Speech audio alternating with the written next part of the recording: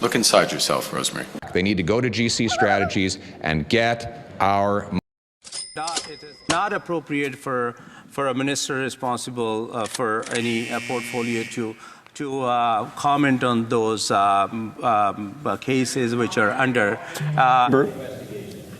What's not appropriate is for a minister to refuse to answer questions when the opposition is looking to determine if we can have confidence in his department when they're looking for $222 billion in new spending authorities, which is the exercise that we have this evening with this committee of the whole. My question through you, Mr. Chair, to the President of the Treasury Board is, how did Treasury Board, your department, allow payments of $60 million for what is known to be the Arrive scam to be paid to GC Strategies without documented deliverables through you, Chair, to the Minister? Calling on the government to get our money back. They need to go to GC Strategies and get our money back. Gang, nobody talks about our domestic issues like housing crisis, immigration crisis, inflation crisis. There's so many, the list goes on, but we don't talk about that. At least Mark Carney doesn't.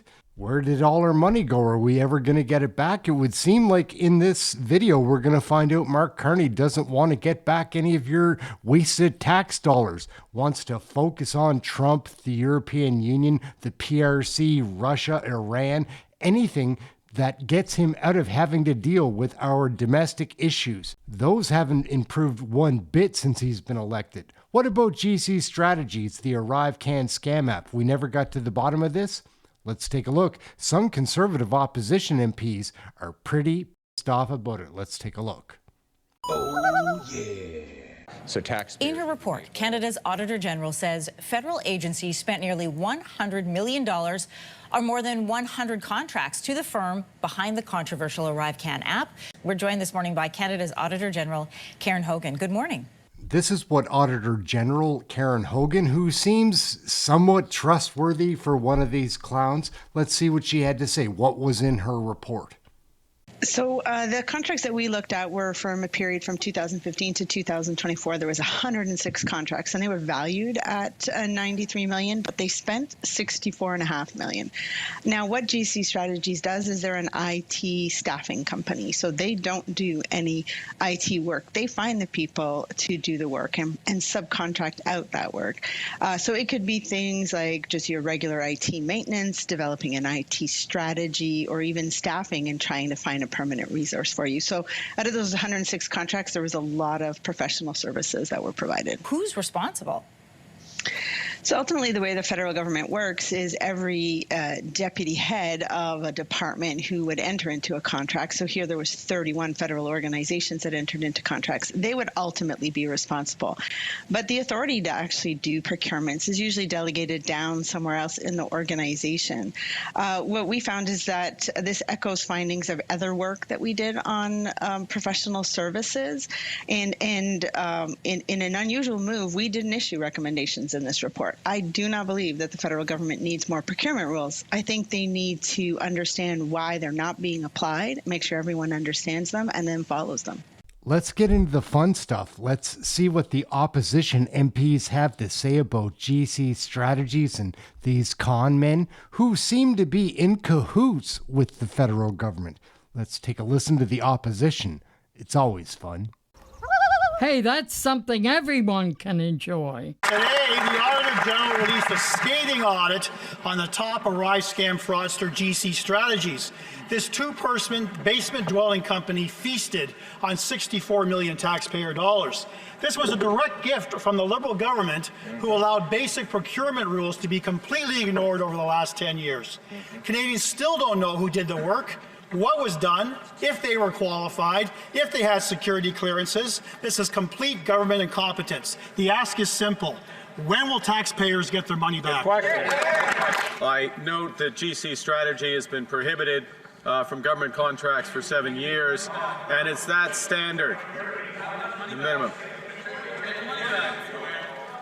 As a member of Canada's new government and a new member of Parliament, we will uphold higher standards, Mr. Speaker. shockingly, the very same Liberal ministers who had their fingerprints all over the Arise scam are still in cabinet today, namely the Jobs Minister, the U.S. Trade Minister, and his Foreign Affairs Minister. Their lack of ministerial responsibility is both negligent and inexcusable. The fraudulent payment of $64 million isn't just about reckless spending, it's a total waste of taxpayer dollars and a betrayal of Canadians who are living through a cost of living crisis. So I ask the Prime Minister again, when will taxpayers get their money back? I would like to commend the members opposite, for supporting the Making Life More Affordable Act to get taxpayer dollars back to Canadians. And commit. This government is committed. This new government is committed to making the best use of all taxpayers' dollars. It doesn't get better here, gang. Look at who we have for our Treasury Board president. Man, oh man. Goodness. Answer a question, bud. Member for Brantford, Brant South, Six Nations. Through you, Mr. Chair, to the Minister. Several members of your government today confirmed that the government is in court with GC Strategies. When was the lawsuit filed? Honourable Minister. Mr. Chair, as you know that this particular case is under investigation, it would not be appropriate for me to comment on that. The Honourable Member. The Honourable Minister. Thank you, Chair. I would have, again, I would say that this particular file is under investigation. The Honourable Member. What is the amount of damages sought by the government? The Honourable Minister. Mr. Chair, again, I would say that this a particular case is under investigation, and it would not be appropriate for me. The Honourable Member. No, Minister. Your government today said in the House numerous times the government has taken GC Strategies to court. A lawsuit does exist. A statement of claim exists. Will you table the statement of claim today in the House? Yes or no? Through the Chair, the Honourable Minister. Through you, Mr. Chair, thank you for the question. As I said before, this particular case is under investigation, and it would not be appropriate for me to comment on that. Thank you. The Honourable Member. Several members of your government today stated the government made referrals to the RCMP regarding GC Strategies. When and for what criminal allegations? Honourable Minister. Thank you, Chair. Again, I would refer to that particular case is under investigation. It would not be appropriate for me to comment on that. Over 3 years, Honourable Member. For under oath admitted to deliberately falsifying resumes to secure government contracts. This is the classic definition of fraud. Why didn't the government make a referral to the RCMP at that time? Honourable Minister. Mr. Chair, again, I would say that this particular case is under investigation, and it would not be appropriate for me to comment. But then there was an opportunity for the Liberals to try to get our money back. It was an opposition motion. However, this is what they did. We'll have Michael Cooper, MP from Alberta, giddy up, explain how Carney doesn't want the money back. I'm standing just outside of the House of Commons where moments ago the Liberals gave taxpayers the middle finger yet again. This time the Liberals opposed our Conservative opposition motion calling on the Liberals to get taxpayers their money back from GC Strategies and to permanently blacklist these fraudsters from government contracts. This, after all, is the two-person basement firm that robbed taxpayers of $20 million in a Rive scam to do no work for an app that didn't work. And it gets worse, because last week the Auditor General revealed that the Liberals handed GC Strategies more than $64 million taxpayer dollars in contracts across 30 different departments.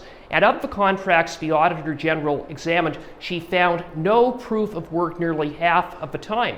The bottom line is that GC Strategies was on the take for tens of millions of taxpayer dollars, and the Liberals let it happen. And today what we saw is a government that is absolutely shameless, that has no respect for the taxpayer. The good news is that the Liberals are a minority government, and they didn't have the votes. Our Conservative motion passed. So going forward, Conservatives are going to demand that the Liberals finally respect the will of Parliament and respect what is now an order of the House of Commons and immediately commence proceedings against GC Strategies to make taxpayers whole and to ban GC Strategies from all government contracts forever. We're going to stand up for taxpayers, and we're not going to let the Liberals off the hook. And to add salt to the wound, Jamie, they found that in an amazing amount of the contracts that they did not check for market value of the work that was completed. That's another significant finding. You know, Canadians across the country are price comparing every time they go to buy tomatoes, grapes, apples, anything. They are comparing prices. This government didn't do the same with millions of dollars. They just simply handed out the contracts, gave the contract to GC Strategies. So that was another major finding. But like you said, we are seeing just a continuation from the last government into this government, a disregard for money, a disregard for value, being untrustworthy when it comes to completing work or to documenting that work. This has to change. But as the Auditor General stated in that clip, these Liberals have not learned their lesson. So let's hope in this new government we see an administration, because Mark Carney said that they would be guided by a new fiscal discipline. He said that in the speech from the throne. He said that in addressing his caucus. So let's hope he puts his money where his mouth is and starts to do that, Jamie. Hey, that's something everyone can enjoy. Quick question for you. Does that also include making those findings public? Meaning if we've overspent, if we've undervalued, that is known to the public as it is the taxpayer dollars that are being spent? Well, I'm always a good advocate for more transparency. And it is not appropriate for a minister responsible for any portfolio to comment on those cases which are under. What's not appropriate is for a minister to refuse to answer questions when the opposition is looking to determine if we can have confidence in his department when they're looking for $222 billion in new spending authorities, which is the exercise that we have this evening with this Committee of the Whole. My question through you, Mr. Chair, to the President of the Treasury Board is, how did Treasury Board, your department, allow payments of $60 million for what is known to be the Arrive scam to be paid to GC Strategies without documented deliverables? Through you, Chair, to the Minister. The Honourable Minister. Thank you, Chair. Canadian elected us to work together to deliver the priorities that most important to Canadians.